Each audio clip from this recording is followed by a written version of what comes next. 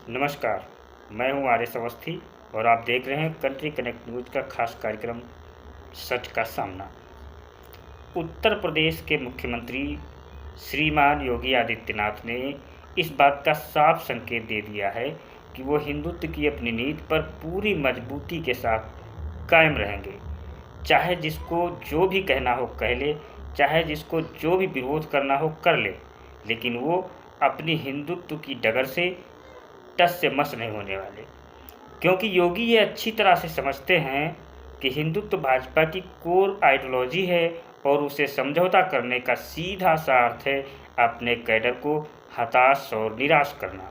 और अगर एक बार कैडर निराश और हताश हो गया, उनका जज्बा कमज़ोर पड़ गया, तो फिर वही हो सकता है जो 2024 के चुनाव में हुआ, या फिर स्थिति उससे भी बदतर हो सकती है।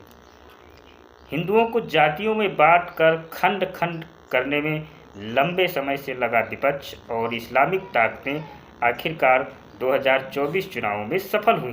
विपक्ष ने जाति आधारित चुनाव प्रचार किया, अगड़े और पिछड़ों में दूरियां बढ़ाईं, भ्रामक तथा झूठा प्रचार किया और अपनी राजनीतिक रोटियां सेकी।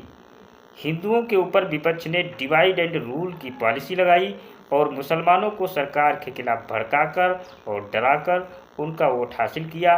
स्ट्रेटजिक वोटिंग करवाई गई और इसको विपक्ष सेकुलरिज्म कहता है।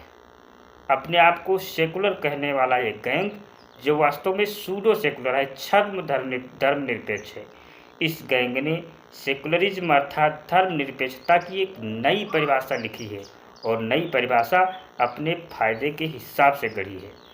उनके हिसाब से धर्मनिरपेक्षता का मतलब है सबसे पहले मुस्लिम तुष्टीकरण और फिर हिंदुओं की भावनाओं को लगातार आहत करना और उन्हें जातियों में बांटकर आपस में लड़वाने का षड्यंत्र करना और उनकी एकता को कमज़ोर करना। मज़े की बात है, इसी को वो सेकुलरिज्म कहते हैं। सोचिए कि उन्होंने अपने ही देश में हिंदुओं की ऐसी हालत कर दी है। आप एक बार सोचिए कि उत्तर प्रदेश में कांवड़ यात्रा मार्ग में खाने पीने की चीज़ें बेचने वाले स्ट्रीट वेंडर्स को लेकर जो आदेश पारित किया गया है, जारी किया गया है, उसे लेकर एक बेवजह का अनावश्यक बवाल खड़ा कर दिया गया है। उत्तर प्रदेश सरकार के उस आदेश में क्या कहा गया है? यही तो कहा गया है कि दुकान अथवा स्टॉल के मालिक का नाम लिखकर प्रदर्शित करें, ताकि कांवड़ियों को ये पता रहे कि वो सामान कहाँ से खरीद रहे हैं। अब मुझे ये समझ नहीं आता है कि नाम बताने में समस्या क्या है। कभी कहते हो कागज़ नहीं दिखाएंगे, कभी कहते हो नाम नहीं बताएंगे। आखिर इसमें लॉजिक क्या है? कागज़ दिखाने में या नाम बताने में परेशानी क्या है, समस्या क्या है?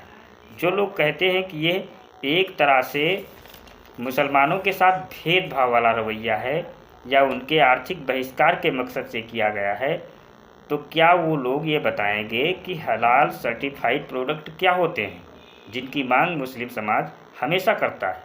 उसमें गैर मुस्लिमों के साथ अन्याय होता है या नहीं होता है? उसमें गैर मुसलमानों का आर्थिक बहिष्कार होता है कि नहीं होता है? इस पर तो आप हमेशा चुप्पी साधे रहते हैं। चूँकि वो आपके वोट बैंक हैं, इसलिए आप कुछ बोल नहीं पाते और यहाँ पर आपको ये सारी चीज़ें बुरी लग रही हैं।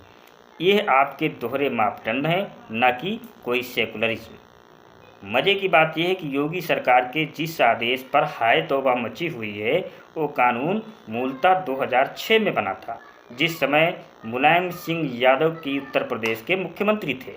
अब उत्तर प्रदेश में खाद्य सुरक्षा एवं मानक अधिनियम इसके अनुसार प्रत्येक रेस्टोरेंट और ढाबा संचालक को अपने प्रतिष्ठान का नाम, अपना नाम और लाइसेंस नंबर प्रदर्शित करना अनिवार्य है।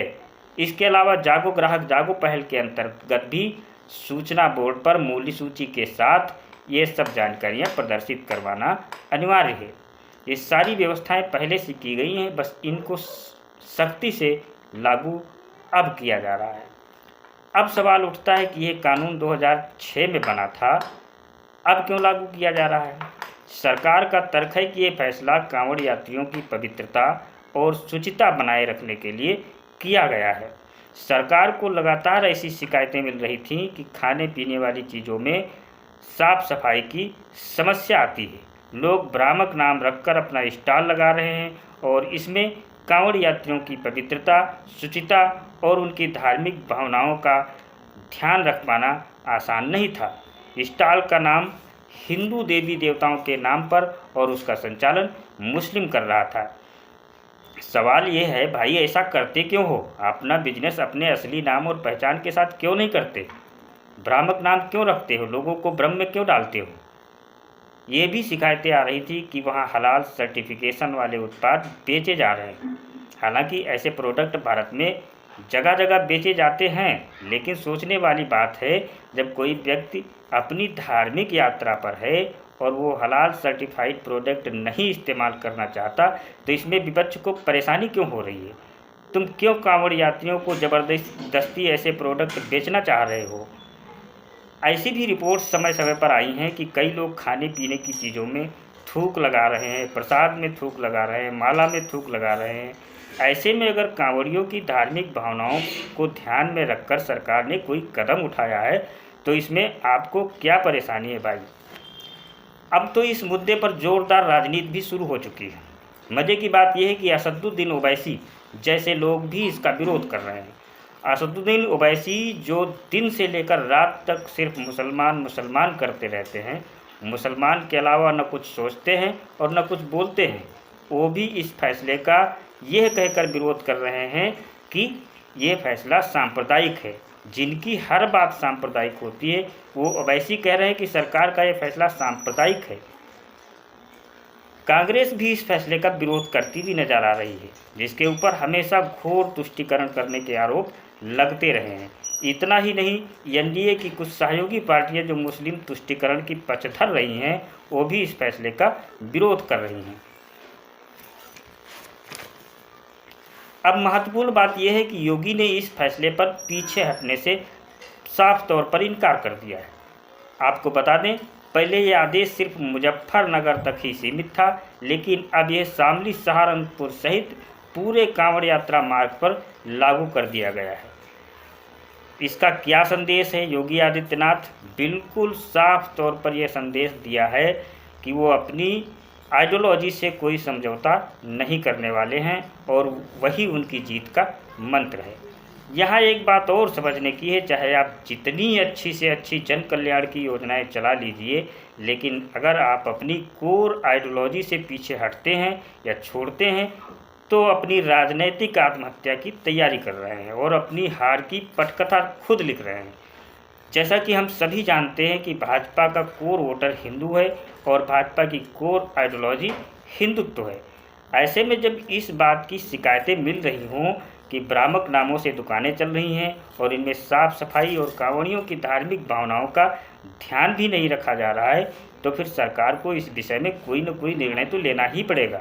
अगर सरकार निर्णय नहीं लेती तो न केवल कांवड़ियों की धार्मिक भावनाएं आहत होती, बल्कि पूरी संभावना यह भी है कि भाजपा का कोर वोटर उससे दूर छिटक जाएगा।